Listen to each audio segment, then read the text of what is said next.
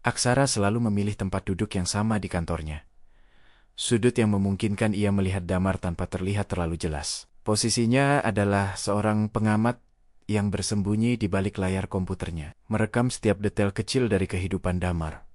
Cinta ini telah ia pelihara seperti tanaman langka di dalam pot hatinya. Indah, tetapi terlalu rapuh untuk dipamerkan. Selama hampir 3 tahun bekerja bersama, Aksara belum pernah berani mengucapkan lebih dari sekadar sapaan formal. Padahal, jiwanya telah menulis ribuan surat pengakuan yang tak pernah berani ia kirim. Itulah risalah hati miliknya. Ia tahu, Damar menyukai kopi hitam tanpa gula, sepatu kulit yang agak usang, dan kebiasaan mengetuk meja saat sedang berpikir keras. Bagi Aksara, Damar adalah sebuah misteri yang sudah ia pecahkan seluruhnya. Namun ia tak pernah berani memublikasikan jawabannya. Aku terperangkap di hatimu.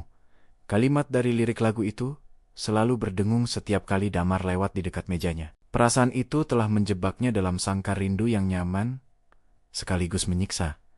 Karena ia tahu kebahagiaan sejati ada di luar. Aksara hanya ingin satu hal, mengetahui apakah Damar merasakan hal yang sama, atau setidaknya memandangnya sebagai lebih dari rekan kerja. Setiap hari adalah pertarungan batin antara keberanian untuk bicara dan ketakutan akan penolakan. Penolakan itu, ia yakini, akan meruntuhkan seluruh dunia yang sudah ia bangun di sekitar Damar.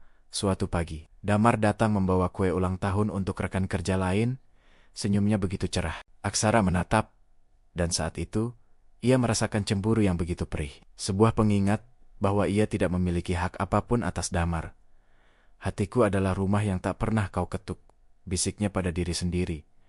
Menyesali kebekuan dirinya. Ia mulai memikirkan bagaimana caranya mengirimkan pesan itu tanpa harus menghadapi Damar secara langsung.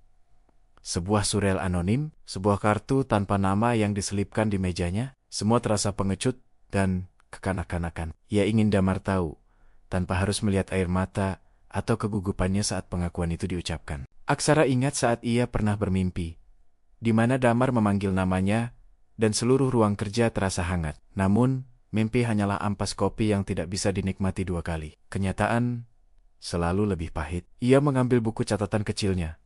Halaman demi halaman diisi dengan perasaan yang hanya ia yang mengerti. Ia menuliskan, jika kau bertanya mengapa aku ada di sini, jawabannya adalah, untukmu Damar, hanya untukmu.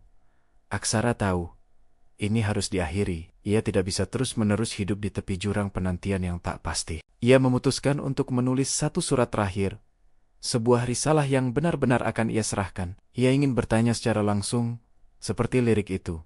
Tanyakan pada hatiku, adakah aku di sana? Ia duduk semalaman, pena di tangan, tetapi kata-kata itu terasa berat, tersangkut di antara harapan dan ketakutan. Ia menghapus, menulis ulang, dan menghapus lagi. Bagaimana mungkin ia merangkum 3 tahun rindu dalam beberapa kalimat? Akhirnya, ia hanya menulis satu paragraf singkat, sebuah permohonan untuk berbicara, diakhiri dengan tanda tanya besar. Surat itu kini ada di tasnya, sebuah bom waktu yang bisa meledak kapan saja, menghancurkan atau membebaskannya. Keesokan harinya adalah hari-hari.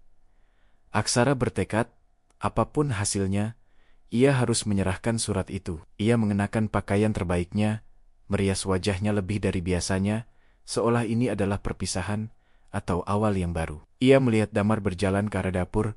Kesempatan emasnya telah tiba. Aksara berdiri, memegang surat itu erat-erat.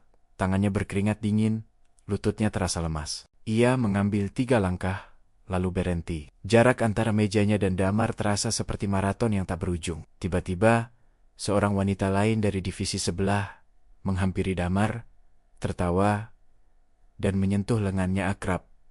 Aksara terpaku. Surat itu terasa hangus di genggamannya. Seluruh keberaniannya menguap. Ia kembali duduk, pura-pura sibuk mengetik, padahal matanya berkaca-kaca menahan perih yang tak terperi. Ia menyadari, Damar mungkin sudah memiliki risalah hati dari orang lain yang lebih berani. Rasa malu dan kekecewaan membanjiri dirinya. Ia telah kalah. Bahkan, sebelum ia memulai, Aksara meremas surat itu, membuangnya ke tempat sampah, seolah membuang seluruh perasaannya. Malam itu, ia tidak bisa tidur. Ia menyesali kelemahannya, mengapa ia selalu memilih diam. Ia mengeluarkan surat itu lagi dari tempat sampah, merapikannya. Ia tidak bisa membuangnya. Risalah itu bukan hanya tentang Damar, tetapi tentang harga dirinya, tentang pengakuan yang ia hutang pada dirinya sendiri. Aksara menyadari, jika ia tidak bisa menyerahkan surat itu, ia akan selamanya terpenjara. Ia memungut keberaniannya yang tersisa, sepotong demi sepotong, seperti serpihan kaca yang menyakitkan. Ia memutuskan, ia akan menyerahkannya besok, tanpa peduli pada siapapun yang ada di sekitar mereka. Esoknya, Aksara datang lebih awal. Ia melihat Damar sudah ada di mejanya, membaca dokumen dengan kacamata bacanya. Pemandangan itu, ketenangan Damar di pagi hari, selalu membuatnya terpesona. Aksara berjalan lurus ke meja Damar. Langkahnya mantap. Hatinya terasa kosong. Tidak ada lagi rasa takut yang melumpuhkan. Ia berhenti di depan Damar. Damar mendongak. Matanya yang hangat menatap Aksara dengan tanda tanya. "Damar," panggil Aksara. Suaranya berhasil keluar. Sedikit serak namun tegas. Ia mengeluarkan surat itu, meletakkannya di antara tumpukan dokumen. "Damar, ini adalah risalah hatiku. Kau harus membacanya," kata Aksara. Ia tidak menunggu reaksi Damar. Ia telah melakukan tugasnya. Ia telah melepaskan surat itu. Aksara berbalik, berjalan kembali ke mejanya, merasakan kebebasan yang belum pernah ia rasakan sebelumnya. Ia merasa ringan, seolah beban bertentan yang selama ini ia pikul telah terangkat. Di mejanya, ia menunggu. Detik terasa seperti jam. Ia tidak berani menoleh ke belakang. Ia membayangkan Damar membaca surat itu, keningnya berkerut, lalu tersenyum, atau malah menggeleng. Apapun itu, setidaknya kebenaran telah keluar dari kurungannya. 5 menit berlalu. Damar tidak bergerak, ia masih terpaku pada dokumen di tangannya. Aksara akhirnya menoleh, ragu-ragu. Damar tidak melihat surat itu. Surat itu tersembunyi di bawah tumpukan dokumen lain yang baru saja ia letakkan. Aksara tertawa getir. Tentu saja, bahkan semesta pun ingin menguji batas kesabarannya. Saat Aksara berpikir untuk kembali dan mengambil surat itu, Damar berdiri dan berjalan ke mejanya. Damar berdiri di samping meja Aksara, membuat Aksara gugup, jantungnya berdebar kencang. "Aksara," panggil Damar, suaranya lembut, tanpa nada interogasi. Aksara mendongak, mata mereka bertemu. Ia menunggu hukuman atau anugerah dari Damar.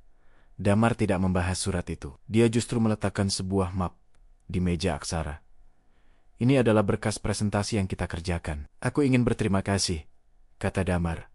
"Aku tahu kau yang menghabiskan waktu semalaman untuk menyelesaikannya. Kau bekerja keras." Pujian itu, betapapun kecilnya, terasa seperti sentuhan lembut yang menghapus segala kepedihan. "Tidak masalah, Damar," jawab Aksara, berusaha menjaga suaranya tetap stabil. Damar tersenyum tulus, senyum yang sudah lama Aksara dambakan. "Aku akan pergi sebentar keluar kota untuk pertemuan. Titip meja ya," kata Damar lalu berbalik. Aksara menatap punggung Damar menjauh, terpana. "Pertemuan keluar kota?" Ia kembali menoleh ke meja Damar. Surat risalah hati itu masih ada di sana, tersembunyi. Aksara merasa ironi yang mendalam. Ia telah mendapatkan pujian dan perhatian, tetapi bukan atas perasaannya. Ia kembali berjalan ke meja Damar. Ia mengambil surat itu kembali, tanpa dibaca. Ia merenungkan, mengapa ia merasa lega? Apakah karena ia tahu, ia telah melakukan pengakuannya secara fisik? Atau karena ia menyadari, saat ini, fokus Damar bukanlah pada cinta? Aksara kembali ke mejanya, memegang surat itu. Kini, surat itu terasa berbeda. Surat itu bukan lagi permohonan jawaban, melainkan sebuah medali keberanian. Ia telah menyeberang, ia telah berdiri di depan Damar, dan menyatakan keinginannya. Bahwa Damar tidak melihat surat itu adalah takdir. Sebuah kesempatan kedua untuk mempertimbangkan kembali. "Tak perlu kau tanyakan lagi, adakah aku di sana?" Lirik itu kini terasa seperti pertanyaan yang ia jawab sendiri. Jawabannya adalah, iya ada, tetapi Damar belum tentu siap, atau memang tidak ditakdirkan untuk melihatnya. Aksara duduk, lalu merobek surat itu menjadi potongan-potongan kecil. Ia membuang robekan itu ke tempat sampah, kali ini tanpa penyesalan, tanpa keinginan untuk mengambilnya lagi. Risalah hati yang sesungguhnya telah tersampaikan melalui tindakannya, bukan melalui kata-kata di atas kertas. Ia telah membuktikan pada dirinya sendiri bahwa ia mampu menghadapi rasa takutnya. Ia sadar, ia tidak lagi terperangkap. Ia telah membebaskan dirinya dari beban kerinduan yang pasif. Cinta masih ada, Tetapi kini ia tahu bahwa cinta itu tidak lagi menuntut balasan segera. Ia bisa mencintai Damar dari kejauhan. Tetapi kini, ia akan mencintai dirinya sendiri dengan lebih dekat. Aksara tersenyum. Senyum yang lebih dewasa dan matang. Menatap layar komputernya. Ia menantikan Damar kembali, bukan untuk pengakuan, melainkan sebagai seorang teman yang lebih berani. Keindahan sejati dari risalah hati adalah penerimaan bahwa beberapa pertanyaan ditakdirkan untuk tetap menjadi bisikan. Namun, bisikan itu telah memicu kebebasan yang lebih besar bagi jiwa yang selama ini terdiam. Akhirnya, Aksara tahu bahwa ia telah menemukan jawaban terbaik. Ia sudah mencoba. Jika kisah Aksara Sunyi ini mampu menyentuh relung hatimu, dukung terus Narasi Sastra dengan menekan tombol like, share, dan subscribe.